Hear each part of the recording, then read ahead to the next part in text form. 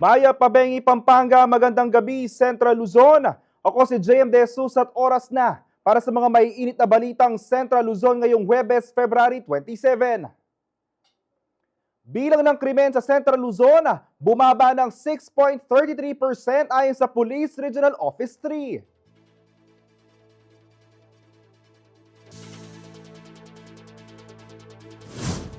Angeles City Police Office at COMELEC nagsagawa ng inspeksyon para sa nalalapit na halalan.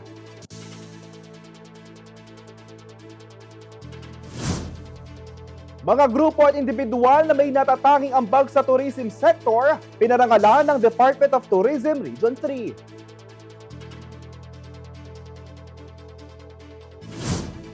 Hydran project ng Davsu, hatid ang malinis na inumin para sa Aito community ng Barangay Mawakat.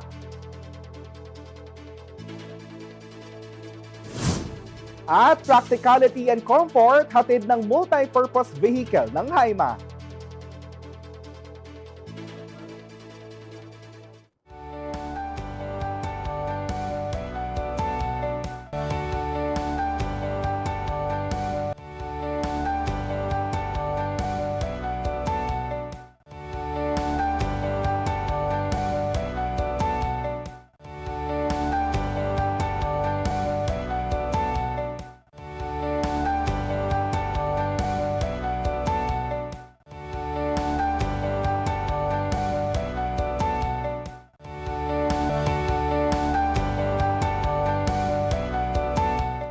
Masayang ibinalita ng Police Regional Office 3 nitong Miyerkules, February 26, ang pagbaba ng naitalang focus crime sa Central Luzon. Sa isang post inilahad ng PRO3 na 444 na naitalang kaso mula January 1 hanggang 22 or February 22, 2025 at mas mababa ito ng 6.33% o 30 cases kumpara sa 474 na kaso ng parehong panahon noong 2024. Kabilang sa mga kasong ito ang murder, homicide, physical injuries, rape, robbery, theft at carnapping. Ito ay mga krimen na nakakaapekto umano sa seguridad ng mga komunidad. Ito raw ay isang malaking accomplishment na naaayon sa kanilang mga law enforcement efforts, kagaya ng mas mahigpit na pagpapatupad sa nationwide gun ban, search warrant enforcement, mas minalawak na police visibility, gayon din ang pagkakaroon ng mga fixed at mobile checkpoints na naging susi rin sa pagkakatukoy ng ilang wanted person at pagpigil sa mga illegal na aktibidad. Kaugnay nito, mas pinaigting rin umano ng PRO3 ang pagtukoy sa mga unauthorized firearms na naging daan sa pagkakakumpiska ng 187 assorted firearm and explosives at sa pagkakaaresto ng 190 na individual dahil sa paglabag sa pinapatupad na gun ban. Ang hakbang na ito ay naging daan upang mabawasan ang mga gun-related crimes at election-related violence. Hinikayat naman ni PRO3 Regional Director Police Brigadier General Fajardo ang publiko na suportahan ang kanilang mga inisyatiba at makipag-ugnayan sa mga otoridad kung sakaling may mapansin na may kahina-hinala aktibidad dahil mahalaga umano ang kooperasyon ng komunidad para sa crime prevention.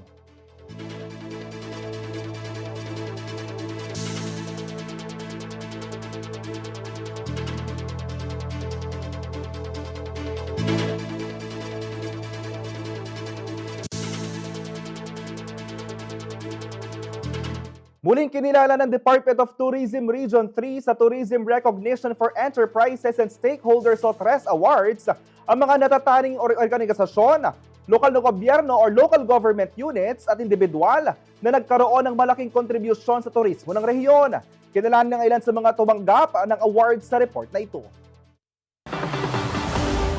Patuloy na pinapalakas ng Department of Tourism o DOT Region 3 ang turismo sa rehiyon sa pamamagitan ng pagkilala sa mga individual, negosyo at institusyong may mahalagang ambag sa industriya. Sa ginanap na ikatlong edisyon ng Tourism Recognition for Enterprises and Stakeholders o TRES Awards nitong Miyerkules, February 26, 2025, 55 awards sa 11 kategorya ang iginawad ng DOT3 sa private at public sectors. Ayon kay DOT3 Regional Director Richard G. Daynos, ang TRES Awards ay patunay ng sama-samang pagsisikap upang higit pang patatagin ang turismo sa rehiyon. Ito po yung tinatawag nating TRES Awards. Ito yung recognition na binibigay natin sa ating mga tourism stakeholders and enterprises which have exhibited excellence, no, doon sa kanilang mga fields. So tayo po ay nagpapasalamat sa kanilang malaking ambag, no, na ibigay sa ating rehiyon, kaya naman marapat lamang na bigyan natin sila ng parangal. Isa sa recipients ng TRES Awards ay ang City Government ng San Fernando, Pampanga na tumanggap ng 7 awards. Kabilang sa mga ito ang DOTR Tricagapay Award City, Top Tourist Destination City at Filipino Brand of Service Excellence Advocate. Ayon sa Tourism and Investment Promotion Officer ng syudad na si Ching Pangilinan, maituturing niya itong validation sa lahat ng mga programang ginagawa nila sa City Tourism Office. Siyempre masaya tayo. We're very happy and blessed na marami ulit tayo nakuhang awards dito sa TRES Awards ng Department of Tourism Region 3, lalong-lalo na for the entire city of San Fernando led by Mayor Vilma Caluwag. Ito yung validation lahat ng mga programa na ginagawa natin sa City Tourism Office. Lagit-lagi para sa bayan, no? Pero yung mga ganitong klaseng award, maganda silang nare-receive dahil validation siya ng mga magagandang ginagawa natin bilang public servants. At the same time, inspiration sila to always do better. At yun yung nagiging lifeblood ng public service, yung patuloy na pagmamahal sa bayan. So magandang makuha yung mga awards pero hindi dito nagtatapos kasi ibig sabihin kailangan pagbutihin pa sa susunod. Sa pangalawang pagkakataon naman, muling kinilala bilang top tourist destination ng Clark na pinamumunuan ni Clark Development Corporation President at CEO Attorney Agnes Vesti de Vanadera at isa sa personal na tumanggap ng award, si Vice President for Business and Development and Enhancement Group Attorney Noel Mina Meneses. Napakaligaya po namin, napakagalak kasi ito pong award na nakuha ng Clark Development Corporation, hindi po ito lamang para sa Clark Development Corporation, kung hindi po para sa lahat ng bumubuo ng Clark Development Corporation, ang mga tao na nasa likuran po ng Clark Development Corporation. Ang pinaka mabigat po na amin pong natanggap ay yung pangalawang pagtanggap ng Clark bilang top tourist destination in Central Luzon. Ginawaran naman bilang Most Outstanding Tourism Month celebration ang lalawigan ng Pampanga. Kinilala rin bilang Most Outstanding Heritage and Cultural Tourism Program ang Lubenas Ting Pasko ng Magalang, Pampanga. At first runner-up naman bilang top tourist destination ang lungsod ng Angeles. Tinanghal naman ang Most Outstanding Festival ang Giant Lantern Festival ng San Fernando. Ngayong taon, isinunod ng TRES Awards ang pamantayan ng pagpili sa mga awardee sa Philippine Tourism Awards na kinikilala bilang pinakamataas na parangal sa industriya ng turismo sa bansa. Ang maganda ngayong taon talagang masugid na tiningnan ng mga hurado natin, no, kung paano sila lumapat doon sa criteria na isinet. So, yung standard talaga, no, hindi lang siya kinuha o sa hinugot kahit saan lang, no. Aisel Fernando, CLTV 36 News.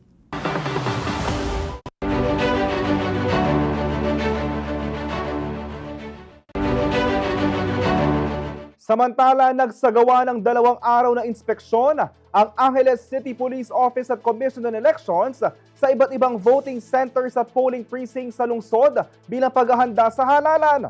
Pinangunahan nito ni Police Colonel Joselito A. Villarosa Jr. at Election Officer Attorney Charmaine Faye S. Casquejo, nakipagtulungan ng Department of Education, City Engineering Office at Angeles Electric Corporation upang tiyakin ang seguridad ng halalan at suriin ang supply ng kuryente at masiguro ang maayos na proseso ng pagboto.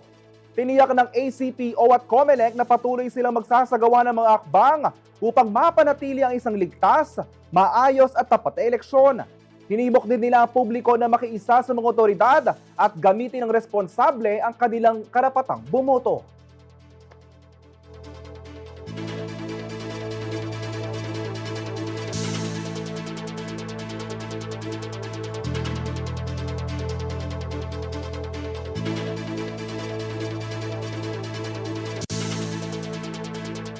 Manatiling nakatutok para sa iba pang balita ngayong araw.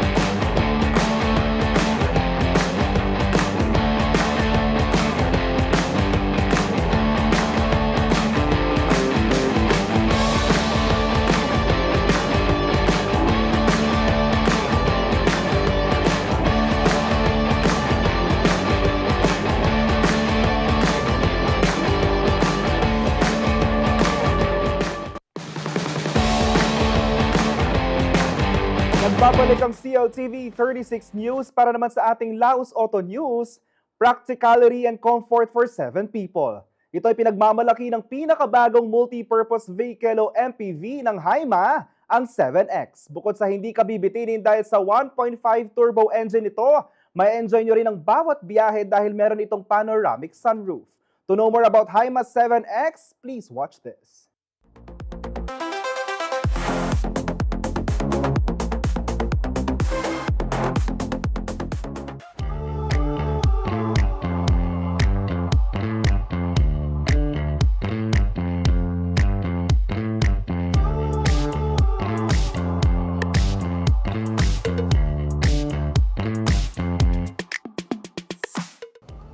Right now, meron kaming one of our new models, yung Haima 7X.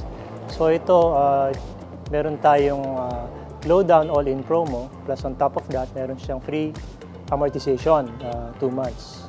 For one, yung size niya, malaking MPV na siya. So it's a 7-seater MPV. Tapos ang kagandahan about it is naka-leather seats na siya. And then yung second row natin is captain seats. Plus of course, yung engine niya, it's a 1.5 turbo engine. So in terms of horsepower, hindi ka bibitinin yan. Plus yung napakagandang feature niya is meron siyang panoramic sunroof. And yung cluster natin, yung pinaka-gauge niya sa dashboard, digital na siya. Pag nag-visit sa showroom, we'll definitely present yung unit. Yung features itself, hindi na siya mahirap i-convince. Dahil nga napakaganda ng unit, napakaganda ng mga features, plus of course yung competitive price niya. Pag nag-purchase ka ng unit sa Haima, meron tayong binibigay na free 1-year roadside assistance. So, if anything happens sa road, for example, nag-breakdown siya, or let's say naubusan ng gas, or let's say na-flat, meron mag-assist sa'yo 24/7. You just call the hotline, then pupuntahan ka nila. It's free actually. Yung worth nung free na yun is around 32,500, which sa ibang brands, they will not offer it.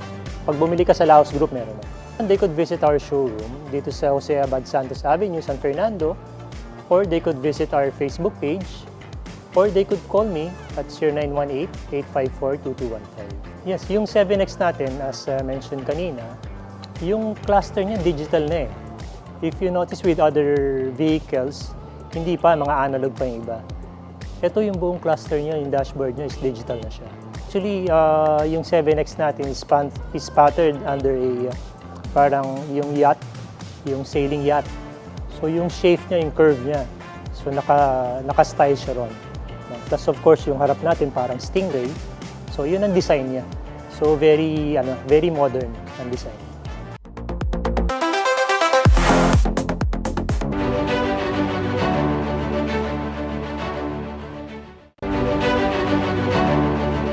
Sa nalalapit na 2025 midterm elections, isa sa mga mahigpit na binabantayan ang posibleng paggamit ng digital payment platforms para sa vote buying. Kaugnay nito, nagpatupad ang GCash ng hakbang upang maiwasan ang maling paggamit ng kanilang serbisyo sa panahon ng kampanya at eleksyon. Kung ano ito, alamin sa report ni Arlene Salonga.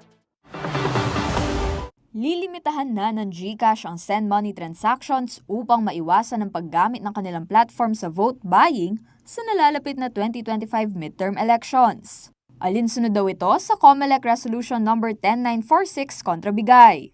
Mananatiling epektibo ang daily transaction limit hanggang sa mismong araw ng eleksyon sa May 12 at babalik sa normal ang mga transaksyon sa May 13. Sakop ng limitasyong ito ang regular at business accounts. Pansamantala ring hindi magagamit ang express send at send via QR kapag naabot na ang tinakdang limit. Layunin daw ng hakbang na mapanatili ang patas at malinis na halalan sa pamamagitan ng pagpigil sa financial influence sa boto ng mamamayan. Ayon sa GCash, hindi nila isinapubliko ang eksaktong halaga ng transaction limit upang maiwasan ang posibleng pagsasamantala rito at matiyak ang epektibong pagpapatupad ng mga regulasyon laban sa vote buying at iba pang iligal na aktibidad. Tiniyak din nila na may mekanismo silang inalatag upang bantayan ang kahina-hinalang transaksyon at regular din nila itong inire-report sa mga otoridad. Ang GCash ay isa sa mga pinakamalaking fintech company sa bansa na ginagamit ng 8 sa bawat 10 Pilipino. Kaya naman mahalaga raw ang hakbang na kanilang ginagawa upang mapanatili ang integridad ng eleksyon at maiwasan ang anumang uri ng pandaraya gamit ang kanilang platform. Samantala, iniulat naman ng Department of Information and Communications Technology o DICT na binabantayan nilang hindi bababa sa 8 financial apps na maaaring gamitin sa vote buying para sa darating na halalan. Manatiling nakatutok para sa iba pang balita ngayong araw.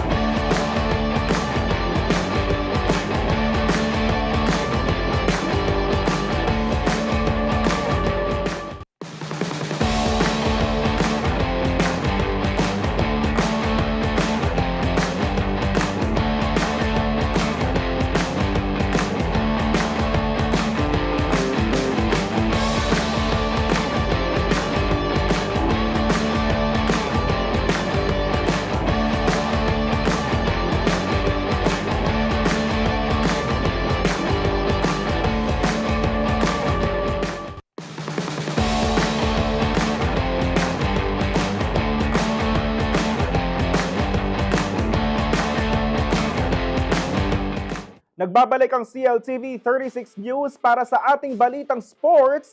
Ihati dito ni Kelo Makapinlak.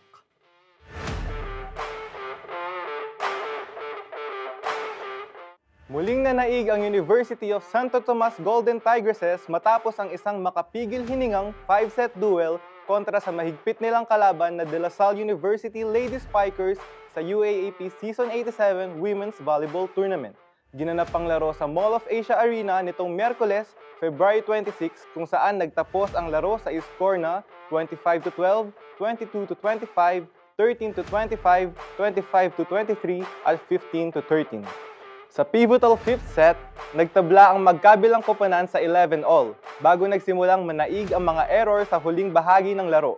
Isang wayward attack mula kay Angel Canino ang nagbigay sa UST ng magandang bentahe kasunod ng off-the-bench contribution ni Marga Altea para sa 2-point lead. Sinubukan ni Shivana Laput na buhayin ng Lasal pero tinapos ng clutch hit ni Reg Jurado ang laban. Bago ito, isang service error naman ni Bianca Plaza ang nag-delay sa panalo ng UST habang double contact violation ang tuluyang nagbaon sa Lady Spikers. Ito na ang ika-4 na sunod na panalo ng UST laban sa Lasal mula pa noong second round ng Season 85 ng laro na nagbunsod upang umangat sa 2-1 ang kanilang record ngayong season. Samantala, bumagsak sa 1-2 ang standing ng Lady Spikers. At yan ang sports news ngayong araw. Ako si Kelo Makapinlak para sa CLTV 36 Sports News.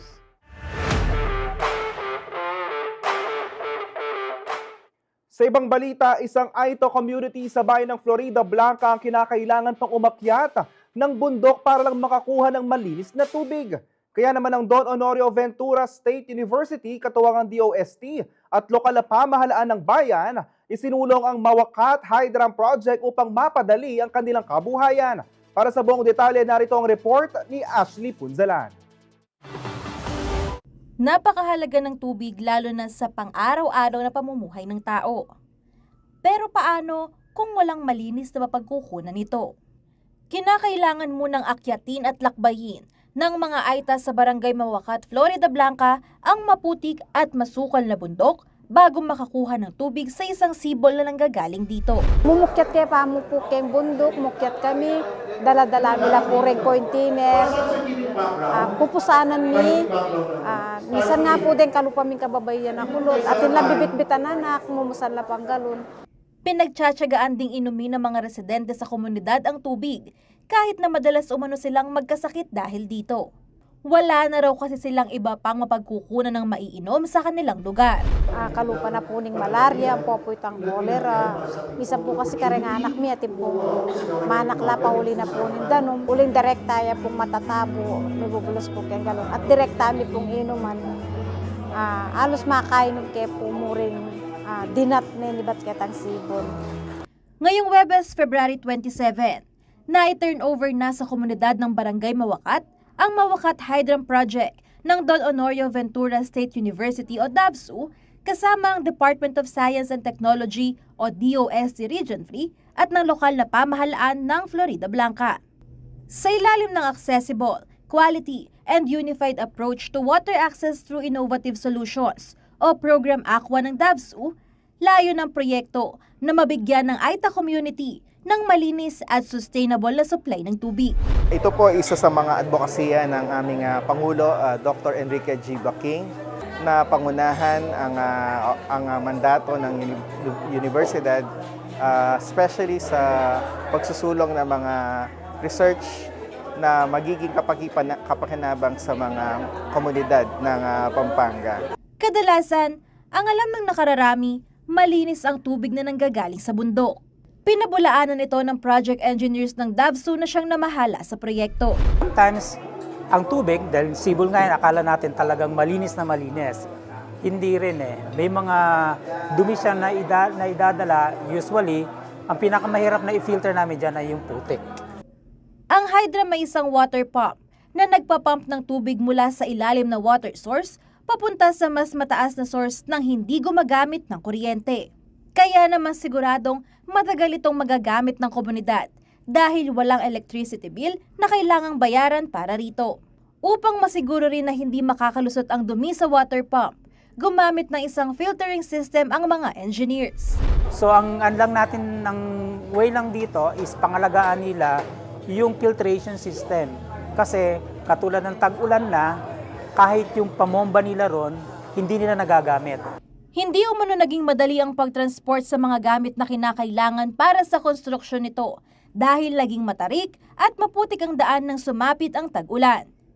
Gayunpaman, siniguro ng mga inhinyero na kasama nila ang buong komunidad sa lahat ng proseso ng paggawa rito. Naniniwala kasi umano sila na sa ganitong paraan, mas mapapangalagaan ng mga residente ng Mawakat ang Hydram.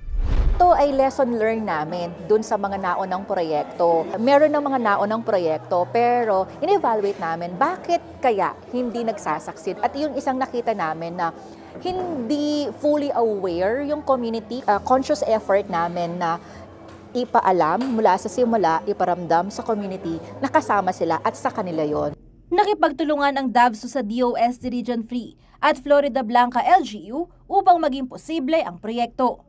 Naniniwala umano ang dalawang organisasyon na wala dapat komunidad ang maiwan sa progreso, lalo na sa pag-usbong ng teknolohiya. Kailangan yung mga kumbaga malalayong lugar o mahirap na pamayanan is naaabot pamamagitan ng pagbibigay ng mga makabagong teknolohiya na pwedeng makatulong sa kanila para maiangat ang kanilang kabuhayan. Barangay Baguio, tao lang naman din na dapat educate la, turuan la, di na lumas nating benefit. Hiling din ni Mayor Darwin Manalansan na sanay dumami ang ganitong programa upang maabot rin ang ilan pang Aita community sa bayan. Samantala, magsasagawa ang DAVSU ng mga trainings at seminars para sa mga Aita sa komunidad upang maturuan sila kung paano pangalagaan at gamitin ang Hydram. Nagpasalamat naman ang mga residente ng Barangay Mawakat sa pangunguna ng kanilang kapitan na si Marilo Bacani dahil hindi na umano nila kailangang uminom at gumamit ng maruming tubig. Kasama si Ashley Punzalan, Angelica Cara, CLTV 36 News. Sa ibang balita, isang aso ang hinihinalang sinaktan matapos makitang duguan at may sugat sa ulo. Dahil dito umalma ang fur parent ito at nananawagan ng tulong para sa pagpapagamot ng aso. Narito pong report. Duguan at kita na ang bungo.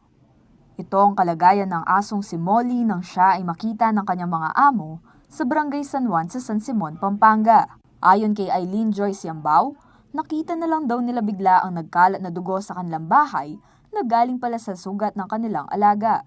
Yung sugat niya po sa may bandang ulo po, nung gabi po na yun, medyo maliit pa lang siya. Pero tinignan po namin kaninang umaga. Ay yesterday po, mas lumaki po siya, yung bumuka siya. Nagbi-bleed pa rin po siya until kahapon. Pero ngayon po, medyo okay na po. Hindi naman naniniwala si Eileen na ang sugat ni Molly ay nagmula sa aksidente. Para sa kanya ay may taong sadyang nanakit sa kanyang alagang aso. Malabo po kasi siyang accident kasi sobrang lalim po ng sugat. Parang sinadya po talaga siya na yun nga po sugatan.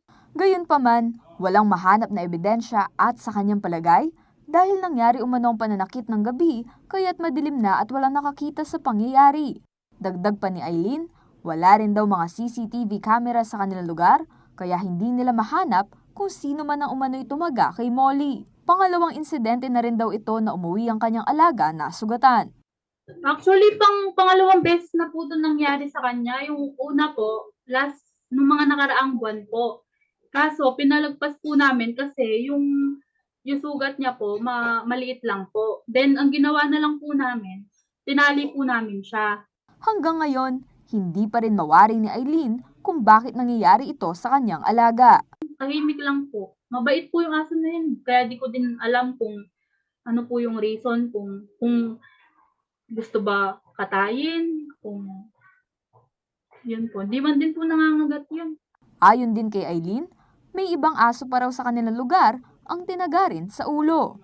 Pero may nabalitaan din po ako ate, na meron din daw po dito na may nataga din po sa ulo. Nung nakaraang araw din po. Pero hindi ko lang po sure kung totoo. Pero marami po yung nagsasabi na meron nga din daw pong aso na may taga din daw po sa ulo. Kamakailan lamang isang aso rin na nakaranas ng karahasan matapos itong panain ng Indian arrows ng 5 beses sa Negros Occidental. Kasi yung mga aso hindi naman nila kayang magsalita para sa sarili nila.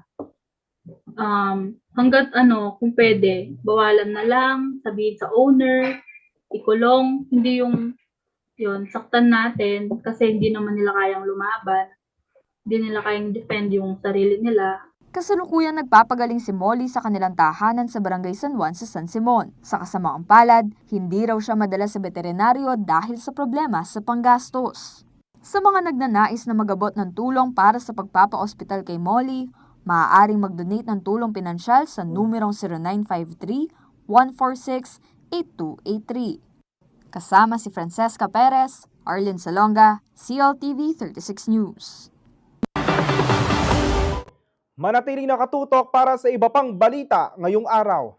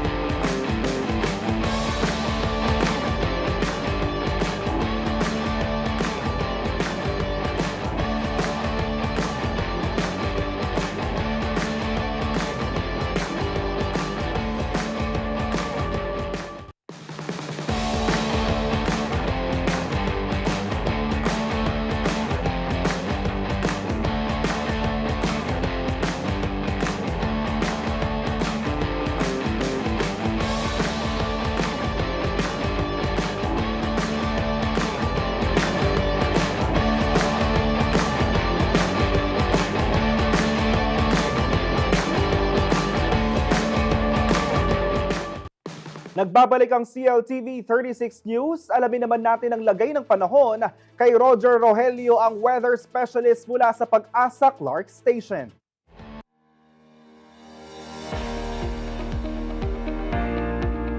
Magandang hapon po. Ito po pagtayaan ng panahon sa susunod na 24 oras ngayong araw ng Huwebes, February 27, 2025. Ang northeast monsoon po ay patuloy na apekto sa malaking bahagi ng Luzon. Dahil po dito ang Cagayan Valley at Cordillera Administrative Region at kasama na po ang Aurora ay magiging maulap na papawirin na may mahina pagkatamtaman pag-ulan dahil po sa epekto ng hanging amihan. Samantala, ang Caraga, Davao Region, Northern Samar, Eastern Samar, Southern Leyte, Camiguin, Misamis Occidental at Oriental ay magkakaroon ng maulap na papawirin na may kalat-kalat na pag-ulan, pag-idlat at pag-ulog dahil po sa easterly o hanging silanganin. Samantala, ang natitirang bahagi ng Luzon, kasama na po ang Metro Manila, ay magkakaroon ng katamtaman at minsan may ulap na papawirin na may mahina at katamtaman mga pag-ulan dahil pa rin po ito sa epekto ng Northeast Monsoon o amihan. Ito po ang pagtaya ng panahon. Maraming salamat po mula dito sa Pag-asa.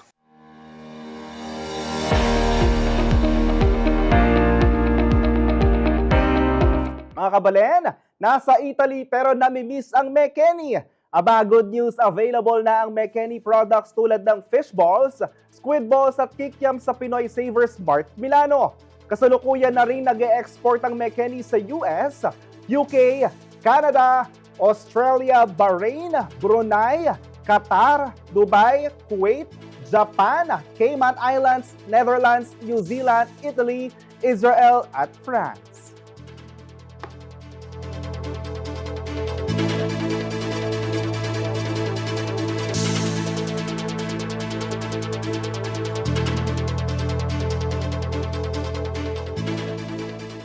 At para naman sa ating entertainment news, ihahatid ito ni Danny Cadzino.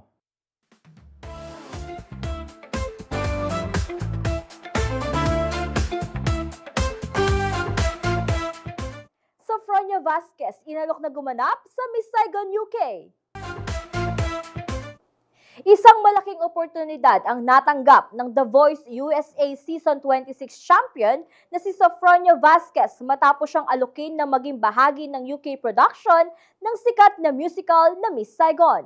Sa ginanap na media conference para sa kanyang contract signing sa ilalim ng ABS-CBN, ibinahagi ni Sofronia Vasquez ang isang kapanapanabik na balita tungkol sa kanyang karera. Inalok siyang gumanap sa UK production ng Miss Saigon bilang si Tuy, isang character na Asianong Vietnamese sa nasabing musical show. Bagamat hindi pa siya nakakapagdesisyon kung tatanggapin niya ang alok, nagpapasalamat si Sofronia sa oportunidad na ito. Bilang paghahanda, humingi na rin siya ng payo mula sa kapwa Pilipino artist na si Mark Bautista na may malawak na karanasan sa international musical theater. Sa ngayon, abala pa rin si Vasquez sa mga kalikaliwang TV guestings at patuloy din siya nagpapasalamat sa suporta ng kanyang mga tagahanga at sa patuloy na pagbubukas ng oportunidad para sa kanya. At yan ang ating entertainment news ngayong araw. Ako si Danny Cadzino. Back to you, JM. Salamat Danica at yan ang mga balitang nakalap ng CLTV 36 News. Para sa karagdagang detalye, maaari niyong i-follow ang aming social media pages sa Facebook at CLTV 36 Official at CLTV 36 News. Sa Twitter o X at CLTV 36. Sa Instagram naman at CLTV 36 Official. Kung nais niyong balikan ang mga programa ng CLTV, pwede niyong bisitahin ang aming YouTube channel at CLTV 36 Official at aming website www.cltv36.tv. Mapapanood din ang mga programa ng CLTV nationwide via Signal Channel 115 at sa ating 38 cable partners. Kasama ang buong puwersa ng CLTV News and Current Affairs, ako po si JM De Jesus. Maraming salamat po.